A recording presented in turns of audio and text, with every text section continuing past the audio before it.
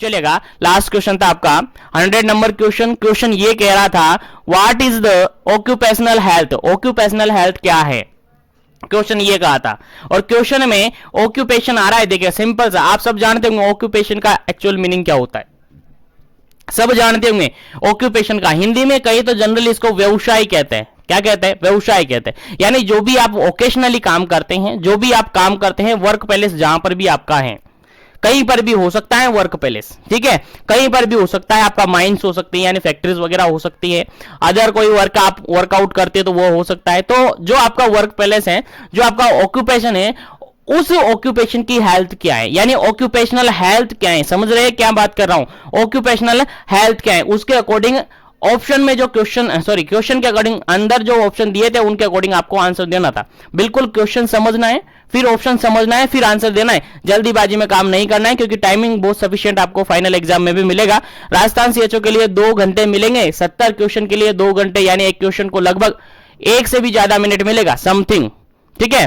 तो यहां तक 2 से ज्यादा 2 मिनट के समथिंग वहां पर आपको मिल जाएगा, तो परेशान होने की जरूरत नहीं है। बिल्कुल सस्पेंस से क्वेश्चन को पढ़ना है, ऑप्शन को सस्पेंस से पढ़ना है, फिर आपको सोच समझ के आंसर करना है, क्योंकि जल्दीबाजी नहीं करना है। हमें ट्रेनिंग का एग्जाम दे रहे हैं, हम कॉम्पिटिटिव एग्जाम नहीं दे रहे हैं कि हमें जल्दीबाजी करके नहीं, हम तो वहां निकलेंगे, नहीं निकलना है।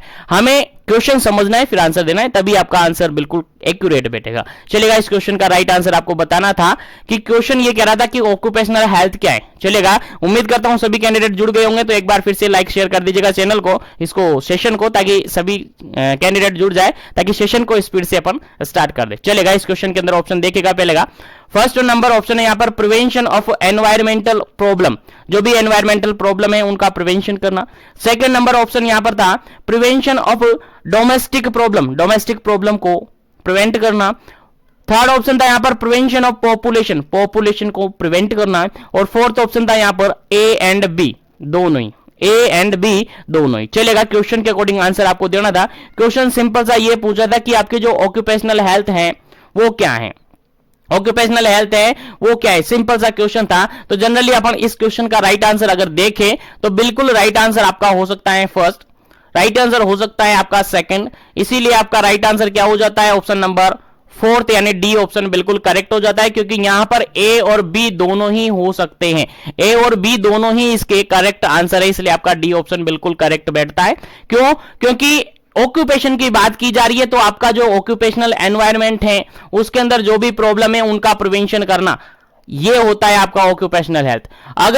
अगर आप वहां पर जो भी डोमेस्टिक प्रॉब्लम है आपके ऑक्यूपेशनल के अकॉर्डिंग, जो भी डोमेस्टिक प्रॉब्लम है उसको सोल्व आउट करना, उसको प्रिवेंट करना, यह है आपकी ऑक्यूपेशनल हेल्थ, यानी दोनों ही शामिल हो सकता है। लेकिन देखिएगा यहां पर प्रिवेंशन ऑफ पॉपुलेशन, क्या पॉपुलेशन को प्रिवेंट करना, क्या पॉपुलेशन को प्रिवेंशन करना, क्या आप ऑक्यूपेशनल हेल्थ के अंदर मानोगे, नहीं सर, ये आपकी डेमोग्राफी है। पॉपुलेशन से रिगार्डेड जो भी एस्पेक्ट आते हैं वो आपकी डेमोग्राफिक के रिगार्डेड होता है, तो यहां पर ये ऑक्यूपेशनल हेल्थ से रिगार्डेड नहीं होता है। तो बिल्कुल राइट आंसर आपका क्या हो जाता है, option number D.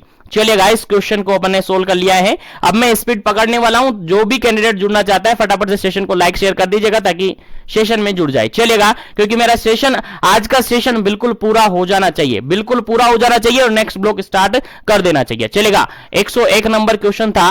Next question है आपका 101 नंबर 101 क्वेश्चन है, कह रहा है occupational cataract disease cause due to. देखिएगा, ऑक्यूपेशनल कैटारेक्ट, कैटारेक्ट तो आप सब जानते हो आई से रिगार्डेड प्रॉब्लम है। क्या है, आई से रिगार्डेड प्रॉब्लम है, आपकी आई के अंदर ओपेसिटी आ जाती है। बिल्कुल ऑक्यूपेशन की बात कर रही है, आपके व्यवसाय की बात किया जा रहा है, यानी ऑक्यूपेशनल कैटारेक्ट किसके कारण होता है, ऑप्शन के अकॉर्डिंग आंसर देना है। क्वेश्चन समझ में आ गया होगा तो ऑप्शन फटाफट से समझ लीजिएगा, फिर आंसर देते हैं। पहला ऑप्शन यहां पर देखेगा फिजिकल एजेंट, सेकंड ऑप्शन देखेगा केमिकल एजेंट, थर्ड ऑप्शन देखेगा बायोलॉजिकल एजेंट, फोर्थ ऑप्शन देखेगा मैकेनिकल एजेंट। यानी यहां पर सभी टाइप के एजेंट दिए हुए हैं, physical agent, chemical agent, biological agent और मैकेनिकल एजेंट। क्वेश्चन सिंपल सा ये पूछा है कि जो ऑक्यूपेशनल कैटारेक्ट होता है, यानी ऑक्यूपेशनल जो आई से रिगार्डेड प्रॉब्लम है वो जनरली किस एजेंट के कारण से होती है, क्या फिजिकल एजेंट के कारण से होती है, क्या केमिकल एजेंट के कारण से होती है, क्या मैकेनिकल के कारण से होती है, क्या फिर बायोलॉजिकल एजेंट के कारण से होती है। फटाफट से अपना आंसर पुट कीजिएगा और मैं जो जो ये सेशन ले रहा हूं और जो सेशन आप ले रहे हो उनसे अपने आप का खुद का सेल्फ कॉन्फिडेंस बढ़ना चाहिए, क्योंकि आप यहां पर सेल्फ इवोल्यूशन कर सकते हैं। आप अपने पास नोटबुक रख के हर क्वेश्चन का आंसर आप मेंशन कर सकते हैं, उसका करेक्ट आंसर मैं आपको बताता हूं, उसके बाद आप सेशन के एंड में इवोल्यूट करें कि आपने कितने क्वेश्चन के आंसर दिए आज के सेशन के। अप्रोक्सीमेटली 50-70 क्वेश्चन 100 क्वेश्चन अपन सोल्व करते हैं एक सेशन के अंदर, तो उसके अकॉर्डिंग अपने आप को इवैल्यूएट करें कि आपने कितना बेटर दिया। मैं मेरा खुद का 100% देता हूं, आप अपने आप में कितना दे पा रहे हैं। चलेगा, इस क्वेश्चन का जो बिल्कुल राइट आंसर है आपका, इस क्वेश्चन का जो बिल्कुल राइट आंसर है that is option number first, बिल्कुल करेक्ट आंसर है। ऑप्शन नंबर फर्स्ट बिल्कुल करेक्ट आंसर है। फिजिकल एजेंट के कारण से आपकी ऑक्यूपेशनल कैटरेक्ट देखने को मिलता है। कैटरेक्ट जो कि आई से रिगार्डेड प्रॉब्लम है, आई लेंस है वहां पर ओपेसिटी आने लग जाती है। क्या होने लग जाती है? ओपेसिटी आने लग जाती है। और जनरली इंडिया की बात करें तो ये ओल्डरली एज के अंदर ज्यादा देखने को मिलता है, जो एल्डरली एज है वहां पर ज्यादा देखने को ये मिलता है। तो यहां पर ऑक्यूपेशनल हेल्थ या ऑक्यूपेशनल कैटरेक्ट की बात की जाए तो फिजिकल एजेंट के कारण से ये जनरली देखने को मिलता है। और प्रीवियसली सेशन के अंदर जनरली मैंने कहा था कि ये लाइट के कारण से देखने को मिलता है। क्या कहा था? लाइट के कारण से देखने को मिलता है, कहा था हमने, क्योंकि यहां से रिगार्डेड एक क्वेश्चन और सोल्व किया था हमने प्रीवियसली सेशन के अंदर कि मेनियार जो निस्टिग्मस होता है, मेनियार्स निस्टिग्मस होता है, वो भी किसके कारण से देखने को मिलता है? फिजिकल एजेंट के कारण से देखने को मिलता है, और वो भी लाइट के कारण से देखने को मिलता है। चलेगा, उम्मीद है यहां तक आपको समझ में आ गया होगा। चलेगा, मैं नेक्स्ट क्वेश्चन पर बढ़ता हूं, नेक्स्ट क्वेश्चन सोल्व करते हैं। कोशिश करेंगे पूरे ब्लॉक को यहां पर कंप्लीट करके नेक्स्ट ब्लॉक भी स्टार्ट कर दे इसी सेशन के अंदर। चलेगा, नेक्स्ट क्वेश्चन है आपका 102 102 नंबर क्वेश्चन है। क्वेश्चन कहता है gas poisoning cause due to. देखिएगा, गैस पॉइजनिंग किसके कारण से होती है? सिंपल सा क्वेश्चन है, वन लाइनर क्वेश्चन है कि गैस पॉइजनिंग जो होती है जनरली किसके कारण से होती है, आंसर आपको देना है। पहला ऑप्शन यहां पर देखेगा वही फिजिकल एजेंट, सेकंड ऑप्शन है केमिकल एजेंट, थर्ड ऑप्शन है बायोलॉजिकल एजेंट, और फोर्थ ऑप्शन है मैकेनिकल एजेंट। चलिएगा, आंसर आपको देना है फटाफट से। क्या इसका करेक्ट आंसर होगा? गैस पॉइजनिंग जनरली किसके कारण से देखने को मिलती है? किसके कारण से होती है आपकी गैस पॉइजनिंग? चलिएगा, आंसर बताइएगा क्या इसका करेक्ट आंसर है। सबसे पहले तो आपको यह याद होना चाहिए कि गैस क्या है। गैस क्या है? क्या फिजिकल है, क्या केमिकल है, क्या बायोलॉजिकल है, क्या फिर मैकेनिकल है? अगर आपको याद है तो बिल्कुल आपका आंसर सही जाएगा। इतना सा कॉन्सेप्ट आपको रखना ही पड़ेगा, क्योंकि आप क्या हो? कम्युनिटी हेल्थ ऑफिसर हो, CHO हो। चलेगा, इस क्वेश्चन का अगर बिल्कुल करेक्ट आंसर अपन देते हैं, बिल्कुल करेक्ट आंसर अपन देते हैं, तो ऑप्शन नंबर बी बिल्कुल करेक्ट आंसर है। केमिकल एजेंट के कारण से आपकी गैस पॉइजनिंग देखने को मिलती है। जनरली जो गैस होती है क्या होती है यार? केमिकल्स होती है, केमिकल्स ही बनते हैं। बिल्कुल, गैस जो होती है केमिकल्स होती है, और जनरली अगर बात करें तो गैस पॉइजनिंग होती है वो केमिकल एजेंट के कारण से देखने को मिलती है। याद रखिएगा, भूलना नहीं है, बिल्कुल इंपॉर्टेंट क्वेश्चन है। और यहीं से अगर आपसे क्वेश्चन पूछा जाए, यहीं से अगर आपसे क्वेश्चन पूछा जाए कि आपकी जो एक तरीके से ट्रेंच फुट मैंने कल बताया था आपको, उम्मीद है आपको याद होगा। ट्रेंच फुट जो एक बीमारी होती है, जो एक डिजीज होती है, एक डिसऑर्डर होता है, वो किसके कारण से देखने को मिलता है? बताइएगा, किस एजेंट के कारण से देखने को मिलता है? कल बताया था मैंने आपको, काफी अच्छी तरीके से समझाया था। ट्रेंच फुट जो होता है, ट्रेंच फुट जो बीमारी होती है, जो डिजीज होती है, जनरली किस एजेंट के कारण से देखने को मिलेगी? इस क्वेश्चन का आंसर आपको देना है, फटाफट से आंसर दीजिएगा क्या इसका करेक्ट आंसर होगा। ऑप्शन यही है आपके, physical agent, chemical agent, biological agent, और फिर मैकेनिकल एजेंट। चलिएगा, आंसर दीजिएगा। चलेगा, इस क्वेश्चन का जो बिल्कुल राइट आंसर होगा आपका क्या होगा? फिजिकल एजेंट होगा। ऑप्शन नंबर फर्स्ट बिल्कुल करेक्ट आंसर होगा। क्यों होगा? क्योंकि जो ट्रेंच फुट है, जनरली आपको पता हो तो कल आपको बताया था कि ट्रेंच फुट किसके कारण से देखने को मिलता है सर? कोल्ड के कारण से देखने को मिलता है। कोल्ड एनवायरमेंट जो होता है उसके कारण से ये देखने को मिलता है। तो ट्रेंच फुट कोल्ड के कारण से देखने को मिलता है, और कोल्ड क्या है? एक फिजिकल एजेंट माना जाता है। यहीं पर आप सबको पता होगा फ्रोस्ट बाइट मैंने बताया था। क्या बताया था?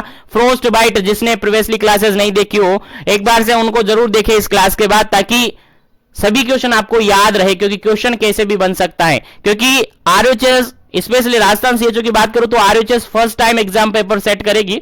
पैटर्न क्या रहेगा, कैसा रहेगा, किसी को भी पता नहीं है, लेकिन क्वेश्चन जो बनेगा आपके एग्जाम में वो बनेगा ही अपने इसी सेशन से, अपने ही सेशन से बनेगा, और आपके ही मॉड्यूल से बनेगा। बिल्कुल आपके जो ये सेशन चल रहा है, आपके मॉड्यूल से बिल्कुल निचोड़ करके निकाले हुए क्वेश्चन है। चलेगा, नेक्स्ट क्वेश्चन की बात कर लेते हैं, और नेक्स्ट क्वेश्चन है आपका काफी इंपॉर्टेंट क्वेश्चन है। 103 103 नंबर क्वेश्चन है और 103 नंबर क्वेश्चन आपका कहता है most common deficiency seen in alcoholic patient. देखिएगा एल्कोहलिक पेशेंट की बात की जा रही है, एल्कोहलिक पेशेंट की बात की जा रही है, मतलब कि ऐसा पर्सन जो कि एल्कोहल लेता है, यानी ऐसा पर्सन जो कि बार बार या डेली या फिर कंटिन्यूअसली एल्कोहल लेता है, उसके अंदर से किस टाइप के न्यूट्रिशन की डेफिशिएंसी जनरली देखी जाती है। आंसर देना है, क्वेश्चन समझ में आ गया। पहला ऑप्शन यहां पर देखिएगा पायरिडोक्सिन की डेफिशिएंसी, सेकंड ऑप्शन है यहां पर थायमिन, थर्ड ऑप्शन है विटामिन B12, फोर्थ ऑप्शन है यहां पर राइबोफ्लेविन। चलिएगा आंसर आपको देना है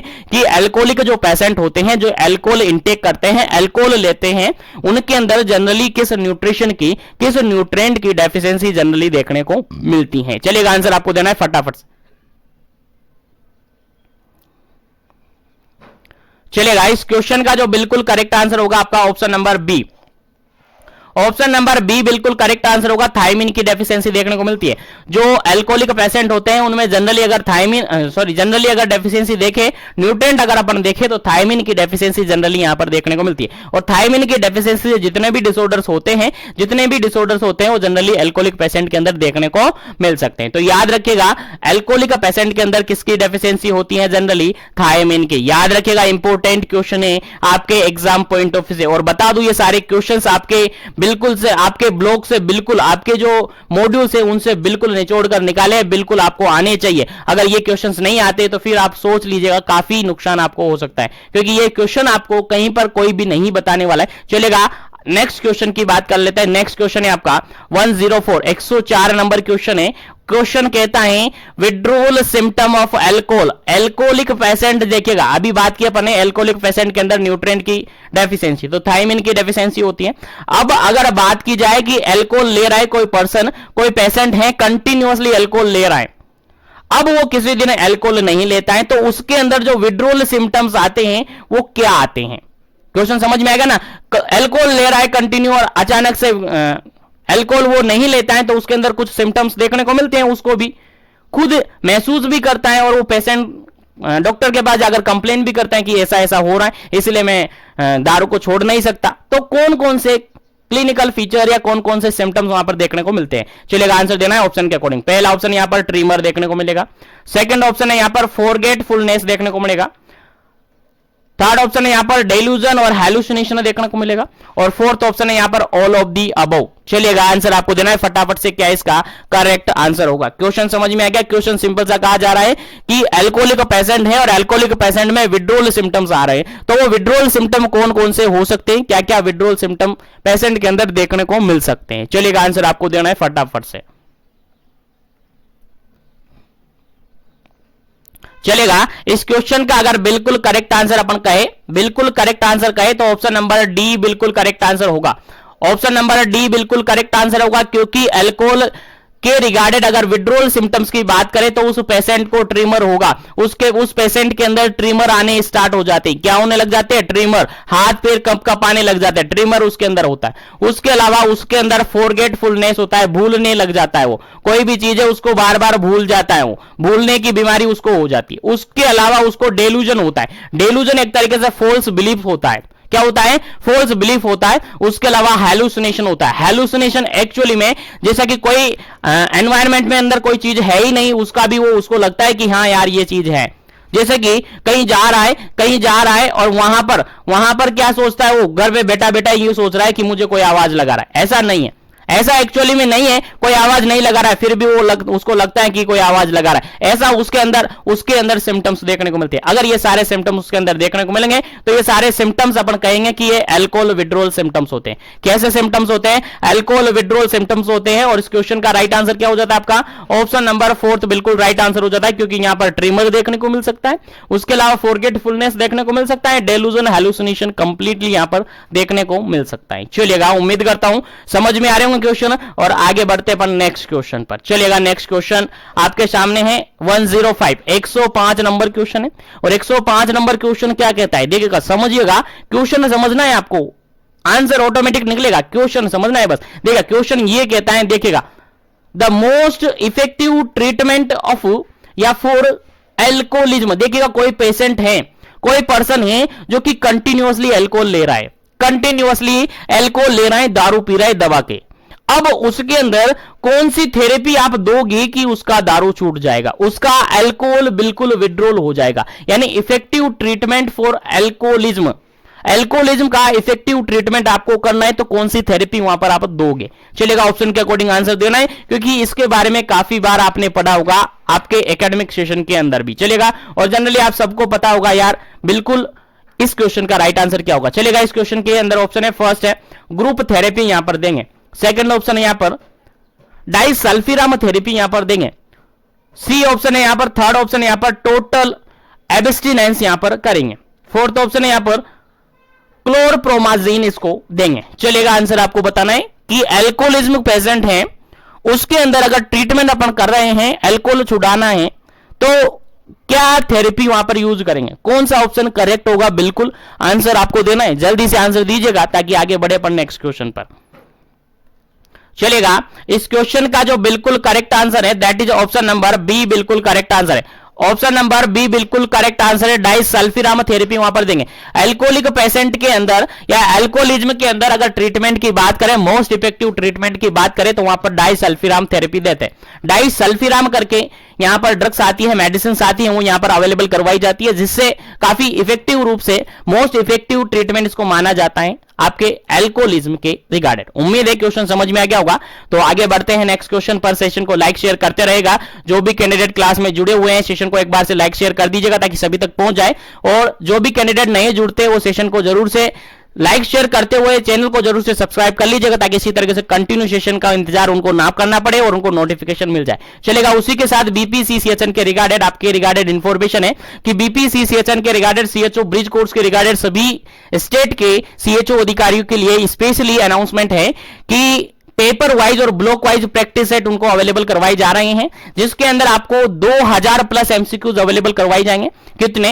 2000 प्लस एमसीक्यूज अवेलेबल करवाई जाएंगे, जो कि डायरेक्टली कहां पर अवेलेबल करवाई जाएंगे, आपके मिशन एजुकेशन ऐप पर अवेलेबल करवाई जाएंगे।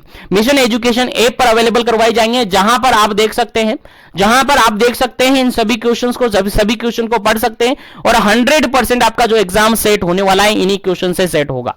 अप्रोक्सीमेटली 2000 से भी ज्यादा क्वेश्चन होंगे, केवल लिमिट मैंने बताया कि 2000 तो एटलीस्ट होंगे, बाकी 2000 से ज्यादा क्वेश्चन वहां पर होंगे, और आपका एग्जाम पेपर भी इन्हीं पेपर से, इन्हीं क्वेश्चन से सेट होगा। इनसे बाहर कोई क्वेश्चन नहीं जाएगा, चाहे लैंग्वेज थोड़ी चेंज हो सकती है, बाकी क्वेश्चन यहीं से होगा। कहां से मिलेगा, कैसे मिलेगा, मैंने बता दिया है, मिशन एजुकेशन ऐप पर मिलेंगे सारे क्वेश्चंस। और जो कैंडिडेट अभी तक मिशन एजुकेशन मिशन एजुकेशन के साथ जुड़ चुके थे उनको ये फ्री ऑफ कॉस्ट मिलेगा।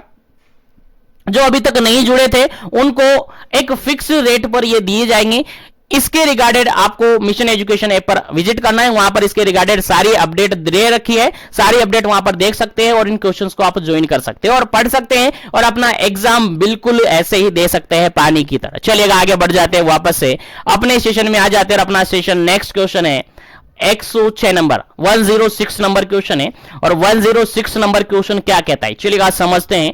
क्वेश्चन ये कहता है the drug of choice in the management of the alcohol withdrawal. देखिएगा, अल्कोहल विड्रॉल का मैनेजमेंट हमें करना है, उसके अंदर ड्रग ऑफ चॉइस क्या मानी जाती है। देखिएगा, काफी इंपोर्टेंट क्वेश्चन है और काफी सिंपल सा क्वेश्चन है, उम्मीद है सबको याद होगा।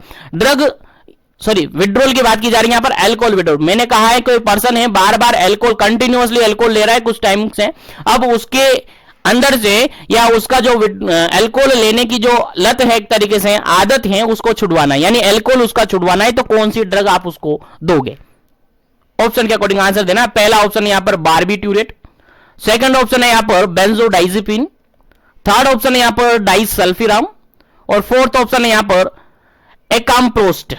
चलेगा, आंसर आपको बताना है क्या इसका करेक्ट आंसर होगा। जल्दी से अपना आंसर सबमिट करना है, उसके बाद इसका करेक्ट आंसर मिलेगा और आगे बढ़ेंगे नेक्स्ट क्वेश्चन पर। चलेगा, इस क्वेश्चन का जो बिल्कुल राइट आंसर हो जाता है ऑप्शन नंबर सी, बिल्कुल राइट आंसर हो जाता है। क्या हो जाता है? डाइसल्फिराम बिल्कुल करेक्ट आंसर होता है।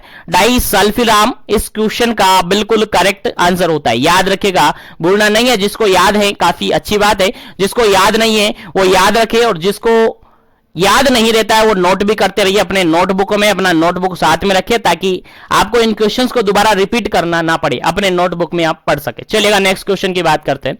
नेक्स्ट क्वेश्चन काफी इंपोर्टेंट है। The word schizophrenia literally means, देखिएगा सिंपल सा क्वेश्चन है, यहां पर आप सबने पढ़ा होगा अच्छी तरीके से, चाहे आपने कोई भी सेशन लिया हो, चाहे आपने कोई सा भी एकेडमिक कोर्स किया हो, चाहे आपने डिग्री किया हो, चाहे डिप्लोमा किया हो, चाहे जीएनएम किया हो, चाहे बीएससी किया हो, सबको पता है, सबको याद है सिजोफ्रेनिया।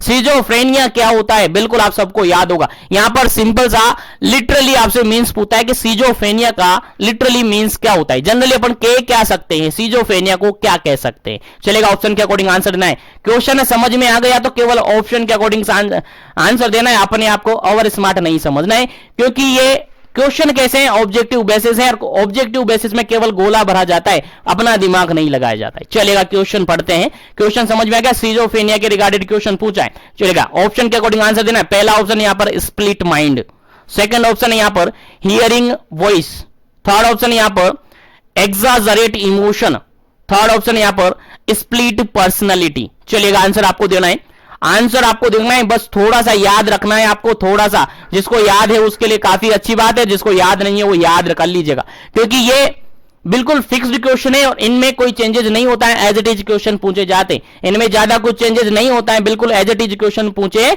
जाते हैं। तो जनरली आप सबको पता है सिजोफ्रेनिया को क्या बोला जाता है, बिल्कुल ए ऑप्शन बिल्कुल करेक्ट है, स्प्लिट माइंड बोला जाता है। सिजोफ्रेनिया को क्या बोला जाता है, स्प्लिट माइंड बोला जाता है, याद रखिएगा, इंपॉर्टेंट क्वेश्चन है। चलिएगा आगे बढ़ते हैं नेक्स्ट क्वेश्चन पर, चलेगा आगे बढ़ते हैं नेक्स्ट क्वेश्चन पर, और नेक्स्ट क्वेश्चन है आपका 108 नंबर क्वेश्चन है, और कहता क्या है देखिएगा, सिजोफ्रेनिया इज टाइप ऑफ, देखिएगा क्वेश्चन यहां पर यह पूछा है कि सिजोफ्रेनिया किसका टाइप है।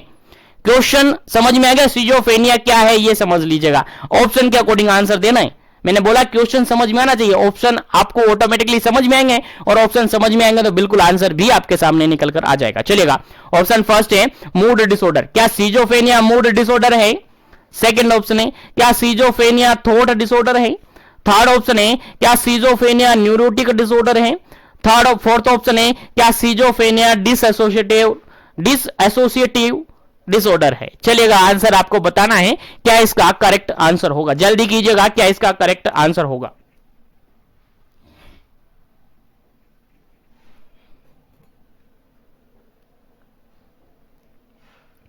चलिएगा अगर बात करें अपन इस क्वेश्चन के, तो बिल्कुल करेक्ट आंसर होता है आपका option number B. Option number B बिल्कुल करेक्ट आंसर है। सिजोफ्रेनिया क्या है जी, बिल्कुल थॉट डिसऑर्डर है। सिजोफ्रेनिया क्या है, थॉट डिसऑर्डर है, याद रखेगा, जिसको याद नहीं है याद रख लीजिएगा। सिजोफ्रेनिया क्या है, डायरेक्टली वन लाइनर क्वेश्चन है, डायरेक्टली एग्जाम में पूछा जा सकता है। सिजोफ्रेनिया एक टाइप का थॉट डिसऑर्डर है, इसके अंदर जो थॉट प्रोसेस होती है वो चेंज हो जाती है, काफी एबनॉर्मलिटीज यहां पर देखने को मिल जाती है। चलेगा आगे बढ़ते हैं नेक्स्ट क्वेश्चन पर, और नेक्स्ट क्वेश्चन यहां पर सिंपल सा ये पूछा है। नेक्स्ट क्वेश्चन 109 नंबर क्वेश्चन पूछा है, what is the risk factor, what is the risk factor for substance abuse. Substance abuse के पीछे क्या क्या रिस्क फैक्टर हो सकते हैं, क्या क्या रिस्क फैक्टर माने जाते हैं सब्सटेंस अब्यूज के बाद। मान के चलिए कोई पर्सन है, मान के चलिए कोई पर्सन है, अब वो सब्सटेंस का अब्यूज करने लग जाता है, यानी ड्रग अब्यूज करने लग जाता है, कोई भी जैसे अल्कोहल लेने लग जाता है, कोई भी स्मोकिंग करने लग जाता है, कोई भी एक बुरी लत उसको लग जाती है, तो उसके पीछे रिस्क फैक्टर क्या है। क्वेश्चन समझ में आ गया ना, बिल्कुल आंसर समझना है, आंसर देना है। पहला ऑप्शन यहां पर है sense of inferiority, second option है poor self esteem, third option है स्ट्रेस एंड डिप्रेशन, और फोर्थ ऑप्शन है ऑल ऑफ दी अबव। चलिएगा आंसर आपको देना है, क्या इसका करेक्ट आंसर होगा risk factor for substance abuse. चलिएगा आंसर दीजिएगा। चलेगा इस क्वेश्चन का अगर अपन आंसर देखें तो बिल्कुल करेक्ट आंसर होगा आपका option number D. Option number D बिल्कुल करेक्ट आंसर होगा। कैसे होगा सर, देखिएगा पहला ऑप्शन यहां पर है सेंस ऑफ इन्फेरिटी, यानी यहां पर हीन भावना उसके अंदर आ जाती है, हीन भावना उसके अंदर आ जाती है, क्या हो जाती है, हीनता उसके अंदर आ जाती है, हीन भावनाएं उसके अंदर आने लग जाती है, यानी जो भी सोचता है नेगेटिविटी उसके माइंड में आ जाती है। क्या हो जाती है, नेगेटिविटी उसके माइंड में आ जाती है। जैसे कि मान के चलेगा कोई पर्सन है, अगर किसी एग्जामिनेशन में फेल हो गया है, लेकिन वो पहले अभी तक पॉजिटिव था, लेकिन लोगों ने के उससे बार बार कुछ ना कुछ कहते रहते, तो उसके माइंड में एक हीन भावना आ गई, यार सब मुझे ऐसे कहते रहे, ऐसे कहते, तो उसके अंदर इन्फेरिटी आ गई, और इन्फेरिटी आती ही उसके माइंड में क्या आ गया, यार अब इससे तो बाहर निकलना पड़ेगा, तो फिर वो कुछ ना कुछ सब्सटेंस का अब्यूज करने लग जाता है। उसके अलावा पुअर सेल्फ स्टीम, उसके अंदर जो सेल्फ स्टीम है वो पुअर हो जाए, अगर पेशेंट को क्या हो रहा है, स्ट्रेस हो रहा है, बहुत ज्यादा डिप्रेशन अगर हो रहा है, तो ऐसी कंडीशन में यानी तीनों ही कंडीशन में पेशेंट क्या कर सकता है, ड्रग अब्यूज कर सकता है, सब्सटेंस अब्यूज कर सकता है। इसलिए आपका आंसर क्या हो जाता है, ऑप्शन नंबर डी। उम्मीद है समझ में आ गया हुआ क्वेश्चन। तो आगे बढ़ते हैं नेक्स्ट क्वेश्चन पर। चलेगा, नेक्स्ट क्वेश्चन की बात करते हैं। नेक्स्ट क्वेश्चन काफी इंपॉर्टेंट है आपका 110 110 नंबर क्वेश्चन है, 110 नंबर क्वेश्चन है। क्वेश्चन कहता है which of the following is most common symptoms of opioid toxicity. देखिएगा, ओपियोइड टॉक्सिसिटी हो रखी है किसी पर्सन को, तो उसके अंदर मोस्ट कॉमन सिम्टम कौन सा देखने को मिलेगा। क्वेश्चन समझ में आ रहा है ना। क्वेश्चन सिंपल सा ये कहा जा रहा है कि किसी पर्सन के अंदर ओपियोइड टॉक्सिसिटी हो रखी है, यानी ओपियोइड की ज्यादा मात्रा में वो ले रहा है, ज्यादा मात्रा में उसके अंदर हो गई है, ओपियोइड टॉक्सिसिटी उसके अंदर हो गई है, तो उसके अंदर कौन सा मोस्ट कॉमन सिम्टम देखने को मिलेगा। चलेगा, ऑप्शन के अकॉर्डिंग आंसर देना है। पहला ऑप्शन यहां पर है हाइपोटेंशन देखने को मिलेगा। सेकंड ऑप्शन यहां पर कॉन्स्ट्रिक्टेड प्यूपिल, उसकी जो आई प्यूपिल है वो भी कॉन्स्ट्रिक्टेड देखने को मिलेगी। थर्ड ऑप्शन है यहां पर रेस्पिरेटरी सप्रेशन देखने को मिलेगा।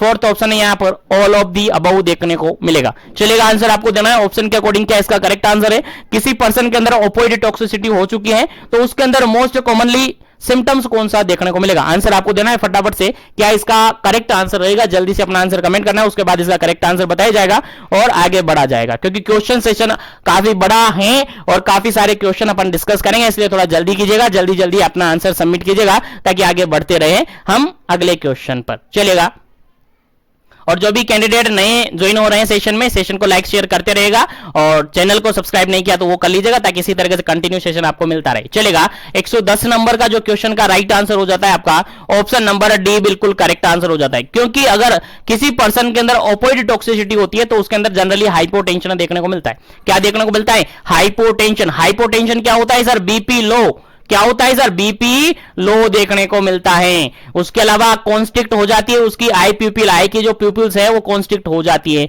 उसके अलावा उसके अंदर रेस्पिरेटरी सप्रेशन भी देखने को मिल सकता है। तो तीनों ही यहां पर देखने को मिल सकते हैं, इसलिए बिल्कुल करेक्ट आंसर क्या हो जाता है आपका ऑप्शन नंबर फोर्थ हो जाता है, डी हो जाता है। चलिएगा, आगे बढ़ते हैं नेक्स्ट क्वेश्चन पर। आगे बढ़ते हैं नेक्स्ट क्वेश्चन पर। नेक्स्ट क्वेश्चन सिंपल सा क्या पूछा है, देखिएगा, नेक्स्ट क्वेश्चन पूछा है 111 111 नंबर क्वेश्चन पूछ रहा है mental health act. Mental health act है वो कब आया था। क्वेश्चन सिंपल सा पूछा है मेंटल हेल्थ एक्ट कब आया था। चलेगा, जल्दी से आपको आंसर बताना है, क्या इसका करेक्ट आंसर होगा, फटाफट कीजिएगा। मेंटल हेल्थ एक्ट कब आया था, चलिएगा जल्दी से आंसर दीजिएगा। ऑप्शन नंबर फर्स्ट है 1982 के अंदर, 1982 के अंदर। सेकंड ऑप्शन है यहां पर 1983 के अंदर, 1983 के अंदर।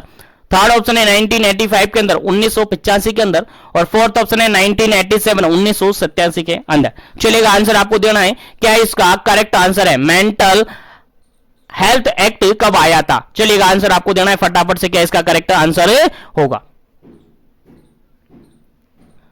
चलेगा, इस क्वेश्चन का जो बिल्कुल राइट आंसर है that is option number D. Option number D बिल्कुल राइट आंसर है, मेंटल हेल्थ एक्ट 1987 के अंदर आया था। बिल्कुल आपको याद रखना है 1987 के अंदर आया था। उसके अलावा इसके अंदर कुछ क्वेश्चंस और हैं, वो भी अपन डिस्कस करेंगे, उसके बाद आपको सारे क्वेश्चन यहां पर मिल जाएंगे। चलेगा, ठीक है, यहां तक समझ में आया कि मेंटल हेल्थ एक्ट कब आया, 1987 के अंदर आया। बाकी कुछ क्वेश्चन अभी और है, यहां नहीं बता सकते क्योंकि आगे मैंने क्वेश्चन मेंशन किए हैं। चलेगा, नेक्स्ट क्वेश्चन आपके सामने है और इंपॉर्टेंट क्वेश्चन है ये। क्वेश्चन आपके एग्जाम में पूछा जा सकता है, 100% स्टार बना लीजिएगा, मेंशन कर लीजिएगा, आपके एग्जाम में पूछा जा सकता है। चलेगा, क्वेश्चन यहां पर ये पूछा है mental health care bill was introduce इन राज्यसभा। राज्यसभा के अंदर जो मेंटल हेल्थ केयर के रिगार्डेड बिल स्टार्ट हुआ था, इंट्रोड्यूस किया गया था, वो कब किया गया था। क्वेश्चन समझ में आया ना, क्या कह रहा है क्वेश्चन सिंपल सा ये कह रहा है, क्वेश्चन सिंपल सा ये कह रहा है कि मेंटल हेल्थ केयर के रिगार्डेड जो बिल पारित हुआ था, बिल इंट्रोड्यूस किया गया था राज्यसभा में, वो कब किया था। आंसर आपको देना है ऑप्शन के अकॉर्डिंग। पहला ऑप्शन यहां पर है 19 अगस्त 2013, 19 अगस्त 2013। सेकंड ऑप्शन है 20 नवंबर 2013, 20 नवंबर 2013। सी ऑप्शन है 30 मार्च 2017, 30 मार्च 2017। और डी ऑप्शन है 27 मार्च 2017, 27 मार्च 2017। चलिए, आंसर आपको देना है। क्वेश्चन तो समझ में है ना, क्वेश्चन क्या कह रहा है। क्वेश्चन बिल्कुल इजी है, क्वेश्चन सिंपल सा ये कह रहा है कि जो आपका मेंटल हेल्थ केयर से रिगार्डेड बिल आया है वो कब आया था। राज्यसभा के अंदर, राज्यसभा के अंदर मेंटल हेल्थ केयर बिल कब आया था, कब इंट्रोड्यूस किया गया था? आंसर आपको देना है, सीधा सा आंसर है, चलेगा। ऑप्शन नंबर फर्स्ट बिल्कुल करेक्ट आंसर है। ये आया था आपका 19 अगस्त 2013 के अंदर।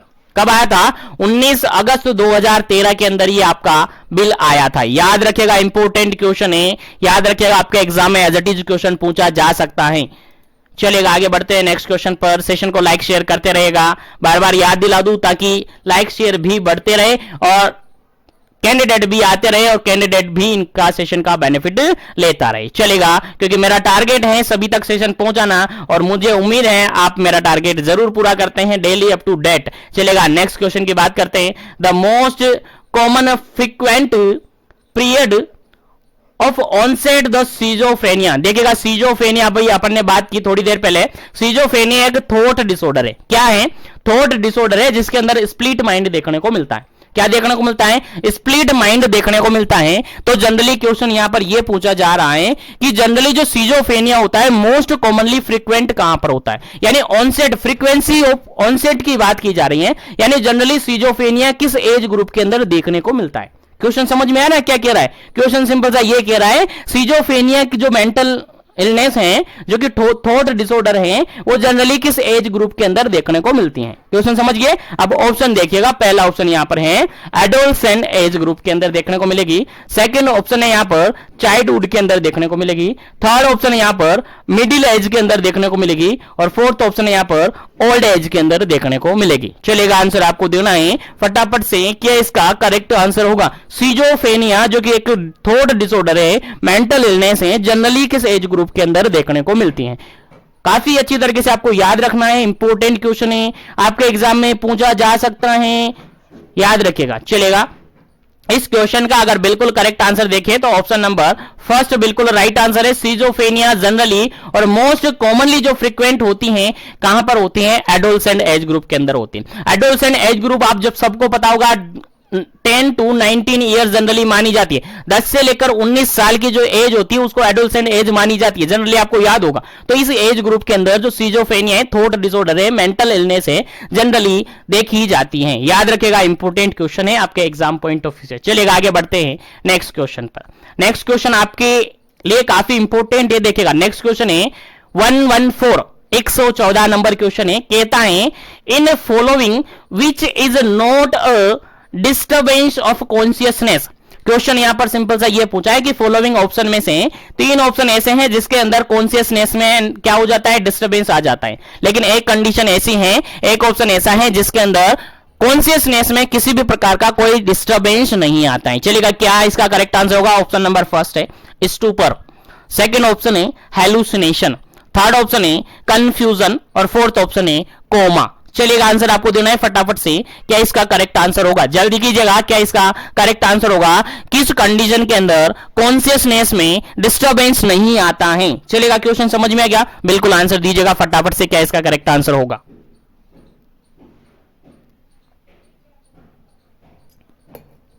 चलेगा, इस क्वेश्चन का अगर बिल्कुल करेक्ट आंसर अपन देते हैं तो option number B, option number B बिल्कुल करेक्ट आंसर है, क्योंकि आप सबको पता है स्टूपर के अंदर कॉन्शियसनेस में कुछ डिस्टर्बेंस देखने को मिलता है। उसके अलावा कंफ्यूजन हो रहा है तो उसके अंदर भी डिस्टर्बेंस देखने को मिल सकता है।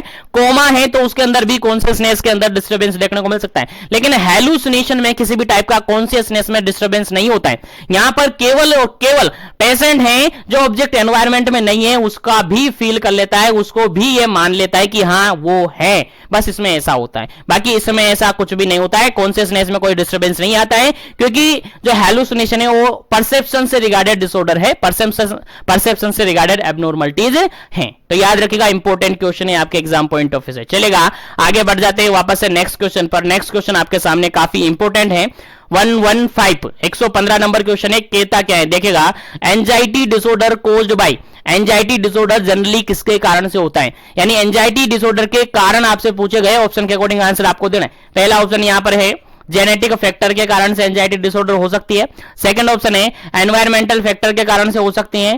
थर्ड ऑप्शन है एडवर्स चाइल्ड एक्सपीरियंस के कारण से हो सकती है। फोर्थ ऑप्शन है ऑल ऑफ द अबव के कारण से हो सकती है। चलेगा, आंसर क्या होगा इस क्वेश्चन का? राइट आंसर आपको देना है और उम्मीद करता हूं ये सारे क्वेश्चंस आपको याद रहेंगे, क्योंकि इन्हीं क्वेश्चन से आपका एग्जाम सेट होगा। इन्हीं क्वेश्चन से क्वेश्चन आपके एग्जाम पेपर में मिलेंगे, बाहर से कहीं से भी नहीं मिलेंगे। मैंने बताया, बार बार बताता हूं, हर सेशन में बताता हूं, आपका एग्जाम आपकी मॉड्यूल से बनेगा, बाहर से कोई भी क्वेश्चन नहीं आएगा। आपका एग्जाम आपकी मॉड्यूल से बनेगा और आपकी पूरी मॉड्यूल्स को घोल मरोड़ के बिल्कुल क्वेश्चन निकाल के आपको दे रहा हूं। बिल्कुल 100% क्वेश्चन पेपर आपके इन्हीं सेशन से मिलेगा। और जो भी बीपीसीसीएचएन के रिगार्डेड अगर अभी तक एनरोल नहीं किए हैं तो एनरोल कर लीजिएगा, क्योंकि मिशन एजुकेशन पर आपको सभी क्वेश्चंस बिल्कुल इजीली अवेलेबल करवाए जा रहे हैं। सभी क्वेश्चन बिल्कुल इजीली अवेलेबल करवाई जा रही हैं और वहां पर आपको 2000 से भी प्लस क्वेश्चन देखने को मिलेंगे। साथ में टेस्ट सीरीज आपको देखने को मिल रही है, टेस्ट सीरीज भी वहां पर अवेलेबल है, टेस्ट भी आप दे सकते हैं, खुद को इवेल्युएट कर सकते हैं हम कहां तक हैं, हमारे कितने पानी में है, और हम फर्स्ट अटेम्प्ट में बिल्कुल क्लियर होंगे कि नहीं होंगे वो भी आप वहां से इवेल्युएट कर सकते हैं और फुल कोर्स भी वहां पर अवेलेबल है। तो मिशन एजुकेशन जीवन एजुकेशन के साथ इसी तरीके से बने रहे, कंटिन्यूअसली बेनिफिट लेते रहे। चलेगा, वापस आ जाते हैं। क्वेश्चन यहां पर ये था एंजाइटी डिसऑर्डर से रिगार्डेड। तो एंजाइटी डिसऑर्डर की अगर अपन कारण की बात करें तो पहला ऑप्शन देखेगा यहां पर जेनेटिक फैक्टर के कारण से एंजाइटी डिसऑर्डर हो सकता है। उसके अलावा एनवायरमेंटल फैक्टर के कारण से भी एंजाइटी डिसऑर्डर हो सकता है। उसके अलावा अगर चाइल्डहुड एक्सपीरियंस है, एडवर्स चाइल्डहुड एक्सपीरियंस है, तो उसके कारण से भी हो सकता है। यानी इस क्वेश्चन का जो बिल्कुल करेक्ट आंसर रहेगा आपका ऑप्शन नंबर डी रहेगा। क्या रहेगा जी? ऑप्शन नंबर डी रहेगा। बिल्कुल ऑल ऑफ द अबव, तीनों ऑप्शन यहां पर करेक्ट है इस क्वेश्चन के रिगार्डेड। उम्मीद है समझ में आ गया होगा। चलेगा, आगे बढ़ जाते हैं नेक्स्ट क्वेश्चन पर। नेक्स्ट क्वेश्चन डिस्कस करते हैं 116 नंबर, 116 नंबर क्वेश्चन है और 116 नंबर काफी सीधा, काफी इजी सा क्वेश्चन आपसे पूछा जा रहा है। देखिएगा, क्वेश्चन पूछा जा रहा है फियर ऑफ हाइट। अगर कोई पर्सन है जिसको हाइट में जाने से फियर है, हाइट में जाने से, ऊंचाई पर जाने से डर लगता है, तो वो किस टाइप का फोबिया होगा? फोबिया सबने पढ़ा होगा। फोबिया एक तरीके से डर होता है, फियर ही होता है, लेकिन फोबिया अलग फॉर्म होती है। क्वेश्चन जो पूछा है उसका आंसर आपको यहां पर देना है कि यहां पर कोई पर्सन है जिसको क्या है, हाइट से डर लगता है। किससे डर लगता है? हाइट से डर लगता है, तो उसको क्या कहेंगे? पहला ऑप्शन यहां पर है हाइड्रोफोबिया कहेंगे। सेकंड ऑप्शन यहां पर है एवीफोबिया कहेंगे। थर्ड ऑप्शन यहां पर है क्लस्ट्रोफोबिया कहेंगे और फोर्थ ऑप्शन यहां पर है एक्रोफोबिया कहेंगे। चलेगा, क्या इसका करेक्ट आंसर होगा? फिर आपको आंसर बताया जाएगा और इसके रिगार्डेड इंपॉर्टेंट जानकारी भी दी जाएगी। चलेगा, जल्दी कीजिएगा, क्या इसका करेक्ट आंसर होगा? फियर ऑफ हाइट, हाइट में जाने से डर लग रहा है, तो बताइए क्या होगा? हाइट में जाने से डर लग रहा है, ऊंचाई में जाने से डर लग रहा है, तो क्या होगा?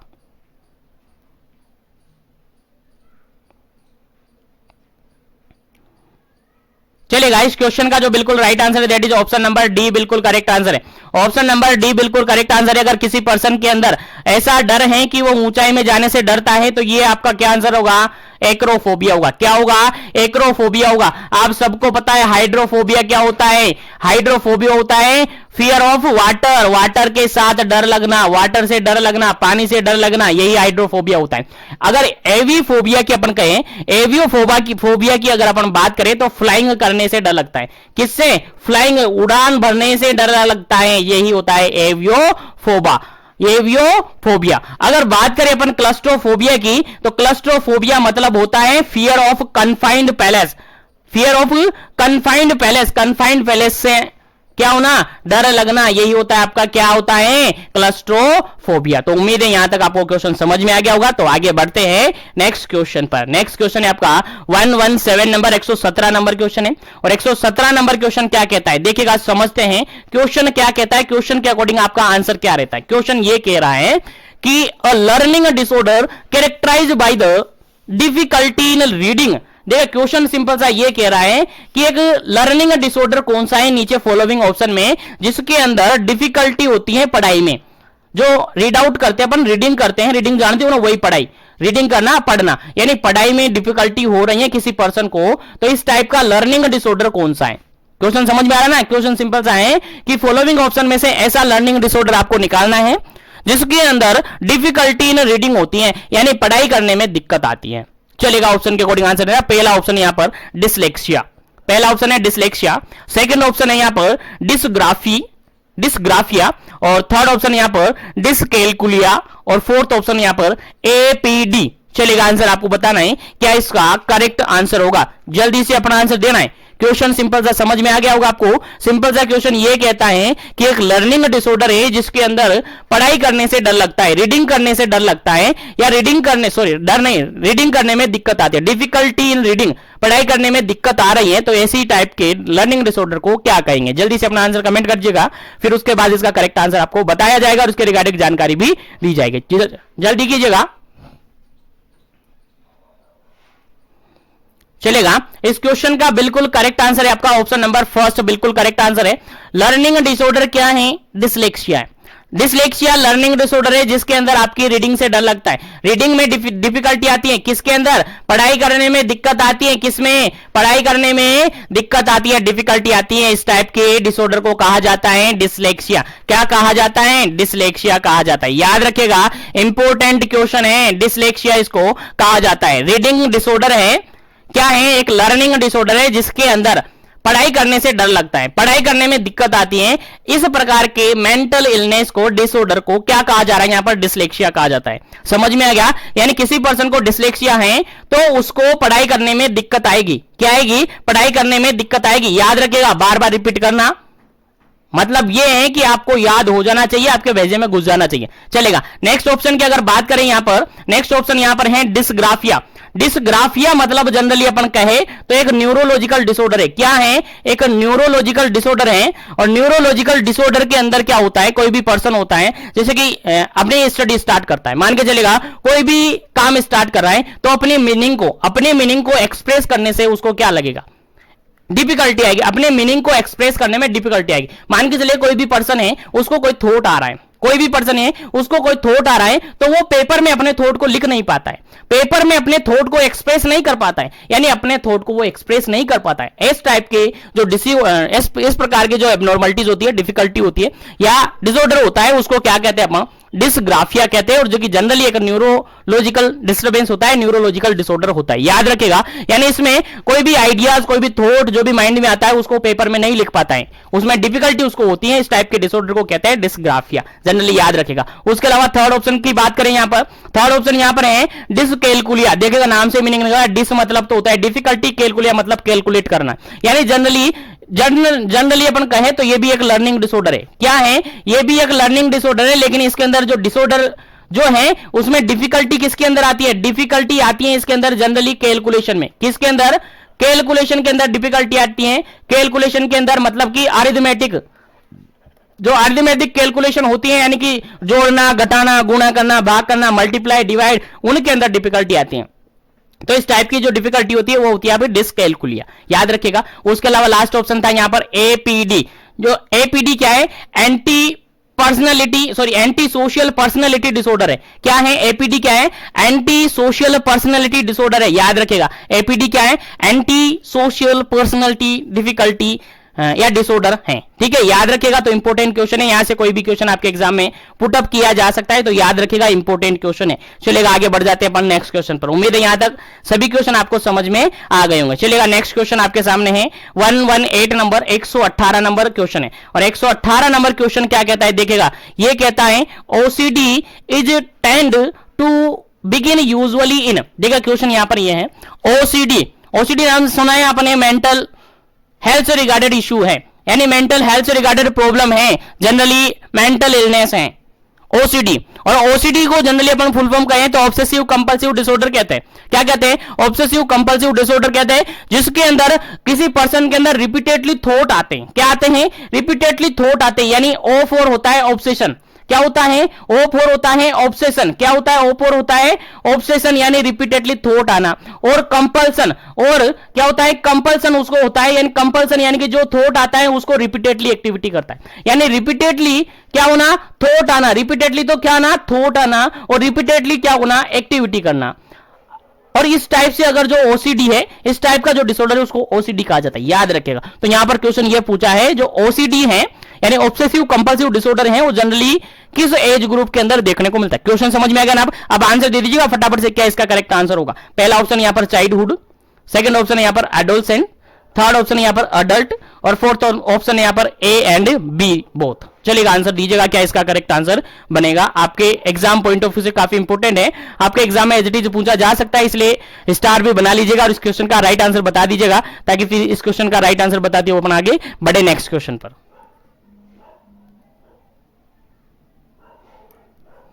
चलेगा, इस क्वेश्चन का अगर बिल्कुल करेक्ट आंसर अपन देखें, बिल्कुल करेक्ट आंसर अगर अपन देखें तो इस क्वेश्चन का राइट आंसर होगा आपका ऑप्शन नंबर डी। क्या होगा? ऑप्शन नंबर डी इस क्वेश्चन का बिल्कुल राइट आंसर होगा। यहां पर चाइल्डहुड के अंदर भी ये देखने को मिलता है जनरली, और एडोलसेंट के अंदर भी ये जनरली देखने को मिलता है, लेकिन एडल्ट के अंदर इसको कम देखा गया है, कम इसके चांसेस माने जाते हैं। यानी ये जनरली कहा जाए तो ओसीडी जो होता है, ऑब्सेसिव कंपल्सिव डिसऑर्डर होता है, जनरली चाइल्डहुड के अंदर और एडोलसेंट के अंदर ज्यादातर ये देखने को मिलते हैं। किस किस के अंदर? चाइल्डहुड के अंदर और एडोलसेंट हेल्थ के अंदर या एडोलसेंट एज के अंदर, इन दोनों एज ग्रुप के अंदर ये ज्यादातर देखने को मिलते हैं। याद रखिएगा, इंपोर्टेंट क्वेश्चन है आपके एग्जाम पॉइंट ऑफ व्यू से, याद रखिएगा, भूलना नहीं है। चलेगा, आगे बढ़ते हैं नेक्स्ट क्वेश्चन पर, आगे बढ़ते हैं नेक्स्ट क्वेश्चन पर। नेक्स्ट क्वेश्चन यहां पर सिंपल सा ये कहा जा रहा है, देखिएगा क्वेश्चन समझिएगा। 119 नंबर क्वेश्चन है। क्वेश्चन कह रहा है pre disposing factor for the OCD, जो ओसीडी है ऑब्सेसिव कंपल्सिव डिसऑर्डर है, उसके रिगार्डेड प्री डिस्पोजिंग फैक्टर कौन कौन से, यानी किस किस के कारण से ओसीडी होने के चांसेस रहते हैं। ऐसा माना जाता है कि इसके कारण से ओसीडी होने के चांसेस होते हैं। कौन कौन से फैक्टर, वो फैक्टर आपको ढूंढने हैं। चलेगा, पहला ऑप्शन है यहां पर फैमिली हिस्ट्री, अगर प्रीवियसली फैमिली हिस्ट्री में किसी को ओसीडी था तो हो सकता है। सेकंड ऑप्शन है यहां पर ट्रोमेटिक चाइल्डहुड, अगर किसी पर्सन को, किसी बच्चे को अगर बचपन में चोट लग गई है, ट्रोमा हो गया है, तो उसके कारण से देखने को मिल सकता है। थर्ड ऑप्शन यहां पर चाइल्ड माल ट्रीटमेंट, चाइल्ड के अंदर माल ट्रीटमेंट हुआ है उसके अंदर। उसके अलावा फोर्थ ऑप्शन है यहां पर ऑल ऑफ दी अबव। चलेगा, आंसर आपको बताना है फटाफट से क्या इसका करेक्ट आंसर है। उम्मीद है आंसर आपको पता चल गया यार, मैंने नहीं समझा दिया क्वेश्चन, तो मैंने ही समझा दिया, आंसर भी मैंने ही समझा दिया, तो आंसर देने में क्या है, फटाफट से दीजिएगा, फिर आगे बढ़ते हैं नेक्स्ट क्वेश्चन पर।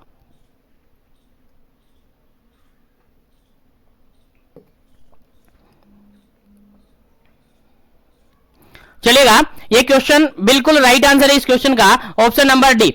इस क्वेश्चन का जो बिल्कुल राइट आंसर है आपका ऑप्शन नंबर डी, क्योंकि यहां पर फैमिली हिस्ट्री में अगर किसी को हुआ है तो हो सकता है, अगर बचपन में बच्चे को, किसी को जो चाइल्ड है उसको अगर ट्रॉमा हुआ है तो हो सकता है, अगर उसके साथ माल ट्रीटमेंट हुआ है तो भी ओसीडी हो सकता है। तो तीनों ही बिल्कुल करेक्ट है, इसलिए आपका ऑप्शन नंबर फोर्थ बिल्कुल करेक्ट होता है। चलिएगा, आगे बढ़ते हैं और नेक्स्ट क्वेश्चन की बात करते हैं। काफी इंपोर्टेंट क्वेश्चन है और उम्मीद है सबको समझ में आ जाएगा। चलेगा, क्वेश्चन ये कहता है 120 नंबर क्वेश्चन है, 120 नंबर क्वेश्चन है। क्वेश्चन ये कहता है a person who obsessive feel his hand are the dirty, एक पर्सन है जो कि ऑब्सेसिव कर रहा है, बार बार उसके माइंड में फील हो रहा है, वो अपने आप से फील कर रहा है कि उसको लगता है कि उसके हाथ कैसे हैं, गंदे हैं। Thus repeatedly wash his hand, और वो क्या करता है, रिपीटेडली अपने हाथों को क्या करता है, वॉश करता है, धोता है, एंड एक्सेसिवली क्लीन देम, और उनको ज्यादा से ज्यादा कोशिश करता है कि वो बिल्कुल साफ रहे। द एग्जाम्पल ऑफ, क्वेश्चन पूछा है कि ये किसका एग्जाम्पल है। क्वेश्चन समझ में आ गया ना, क्वेश्चन क्या कह रहा है, क्वेश्चन ये कह रहा है कि एक पर्सन है जिसको ऑब्सेसिवली फीलिंग हो रहा है, बार बार फील कर रहा है कि उसके हाथ गंदे हैं। अब वो बार बार फील हो रहा है तो बार बार नहीं, वो रिपीटेडली हाथ भी धो रहा है, वो हिज हैंड, अपने हाथों को धो रहा है और अपने हाथों को बिल्कुल क्लीन भी कर रहा है। तो बताइए कि ये किस टाइप का एग्जाम्पल है, किसका ये एग्जाम्पल है, फटाफट से आंसर दीजिएगा, ऑप्शन के अकॉर्डिंग आंसर देना है। पहला ऑप्शन यहां पर ADHD, attention deficit hyper activity disorder, attention deficit hyper activity disorder का है।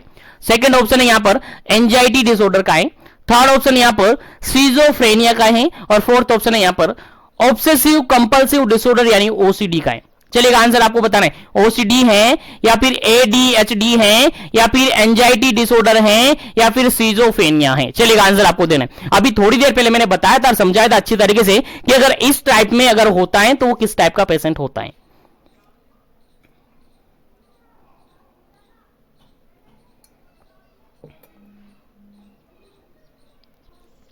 चलेगा, यहां पर जो बिल्कुल करेक्ट आंसर है, यहां पर जो बिल्कुल करेक्ट आंसर है that is option number D.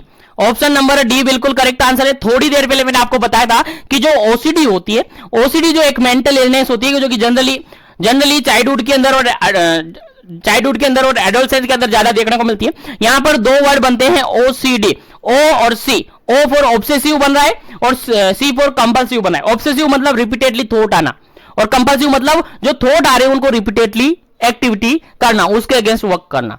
और इस टाइप की अगर एक्टिविटी देखने को मिल रही है तो ओसीडी के अंदर आती है, जो कि यहां पर देखने को मिल रही है। बार बार पेशेंट को, पर्सन को क्या हो रहा है, फील हो रहा है कि उसके हाथ गंदे हैं, और बार बार लिए अपने हाथों को वो रिपीटेडली एक्टिविटी कर रहा है, यानी अपने हाथों को धो रहा है और कोशिश कर रहा है कि उसके हाथ बिल्कुल सही रहे, बिल्कुल क्लीन रहे। तो ये किसका एग्जांपल है, आपको याद हो गया, समझ में आ गया, बिल्कुल याद होना चाहिए, बिल्कुल दिमाग में घुसा लेना है, बिल्कुल भेजे में बिठा लेना है। अगर क्वेश्चन आता है रिपीटेडली आपके एग्जाम में पूछा जाता है ऐसा क्वेश्चन, तो हो सकता है आपके एग्जाम में एज इट इज क्वेश्चन पूछा जा सके। चलेगा, इस क्वेश्चन का राइट आंसर क्या हो जाता है, आपका क्या हो जाता है, ऑप्शन नंबर डी,